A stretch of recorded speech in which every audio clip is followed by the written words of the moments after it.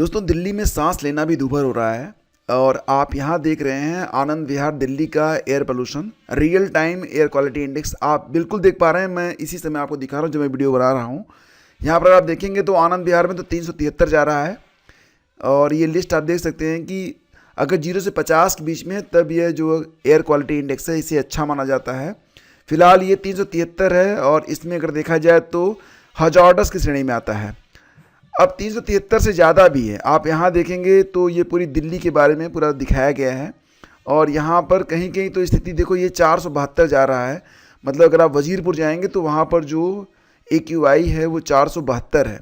इसके अलावा 375 मतलब जो एम्बेसी है उसके पास की जो वायु है वो बहुत ही बुरी तरह से प्रभावित है। सुबह जब आप सो के उठते हैं तभी आँखों में जलन होने लगती है। ख़ास तौर से जो सांस के पेशेंट हैं उनको बहुत ज़्यादा दिक्कत हो रही है। और अब इस मुसीबत से निपटने के लिए आप जानते हैं कि दिल्ली में जो स्कूल कॉलेज हैं सरकारी जो इसमें विभाग हैं सारे बंद कर दिए गए हैं।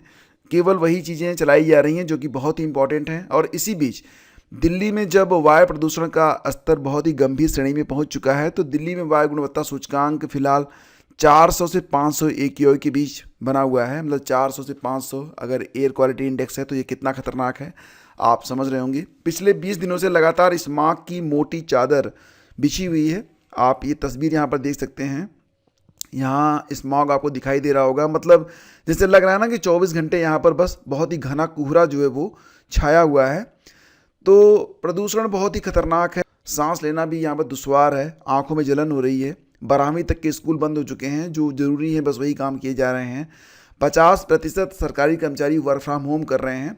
इसी बीच दिल्ली के पर्यावरण मंत्री गोपाल राय ने केंद्र सरकार से दिल्ली के कृत्रिम बारिश यानी कि आर्टिफिशियल रेन कराने की अनुमति मांगी है। इसके लिए केंद्र सरकार को लेटर लिखा गया है।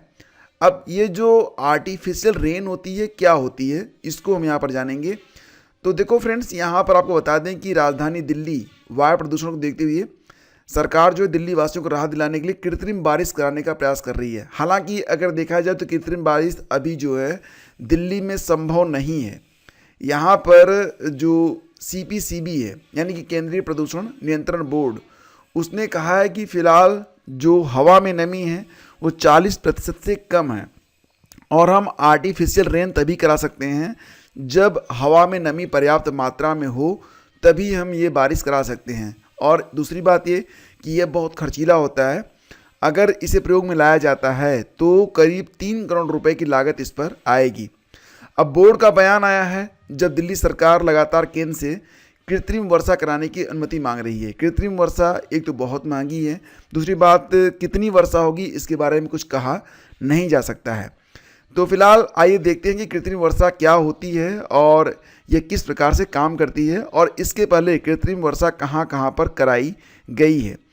तो फ्रेंड्स, यहाँ पर आप डिटेल देख सकते हैं। दिल्ली सरकार ने प्रदूषण से निपटने के लिए आपातकालीन उपाय के रूप में क्लाउड सीडिंग या कृत्रिम वर्षा का प्रस्ताव दिया है।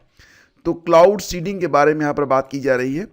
अब क्लाउड सीडिंग क्या होता है? देखो, क्लाउड सीडिंग एक तकनीक है जिसका उपयोग बादलों की वर्षा उत्पन्न करने की क्षमता को बढ़ाने के लिए वायुमंडल में सिल्वर आयोडाइड AgI छोड़कर मौसम को संशोधित करने के लिए किया जाता है। इससे बर्फ के क्रिस्टलों का निर्माण होता है और बादलों की बारिश करने की क्षमता बढ़ जाती है। इस प्रक्रिया में सिल्वर आयोडाइड, ध्यान दीजिएगा ये तत्व तो एग्जाम में पूछे जा सकते हैं क्योंकि बात यहाँ पर अब कृत्रिम वर्षा आर्टिफिशियल रेन की हो रही है। तो एग्ज़ाम के लिए प्रश्न बन रहा है कि जो कृत्रिम वर्षा होती है उसमें क्या क्या मतलब कौन कौन सी गैसें छिड़काव किया जाता है। तो यहाँ पर देखेंगे तो सिल्वर आयोडाइड हो गया। इसके अलावा पोटेशियम आयोडाइड और सूखी बर्फ। जैसा कि आप जानते हैं सूखी बर्फ किसको कहते हैं आप? जी हाँ दोस्तों, जो ठोस कार्बन डाइऑक्साइड होती है उसको सूखी बर्फ कहते हैं। जैसे रसायनों को हवाई जहाज और हेलीकॉप्टर के जरिए आसमान में फैलाया जाता है। ये रसायन जलवाष्प को आकर्षित करके बारिश के लिए कृत्रिम बादल बनाने में मदद करते हैं। आमतौर पर इस विधि से बारिश होने में लगभग 30 मिनट बाद जो है मतलब जब छिड़काव किया जाता है उसके आधे घंटे के बाद जो है बारिश होने लगती है। सिल्वर आयोडाइड बादलों में बर्फ के नाभिक के निर्माण में सहायता करता है जो कृत्रिम बारिश के लिए आवश्यक है। अब देखो, क्लाउड सीडिंग को अभी तक भारत में लागू नहीं किया गया है और दिसंबर 2023 में पाकिस्तान के लाहौर में क्लाउड सीडिंग की गई थी। तो फिलहाल अगर ये होता है तो दिल्ली पहला शहर बन जाएगा जहाँ पर क्लाउड सीडिंग के जरिए बरसात कराई जाएगी। हालांकि आपको बताना चाहेंगे कि अभी तक ऐसी कोई मतलब बरसात भारत में करवाई नहीं गई है।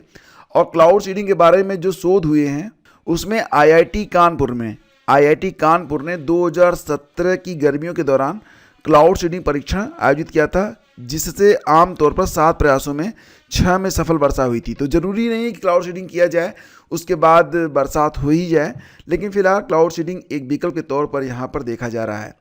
तो फिलहाल जो वायु प्रदूषण है उसको कंट्रोल करने के लिए इंसान बहुत सारे प्रयास कर रहा है, लेकिन सबसे अच्छा प्रयास क्या है ये तो आप जानते ही हैं। फटाफट कमेंट करिए। मिलते हैं आपसे अगले वीडियो में। और हाँ, चैनल पर पहली बार हैं तो सब्सक्राइब कर लीजिएगा। Thank you.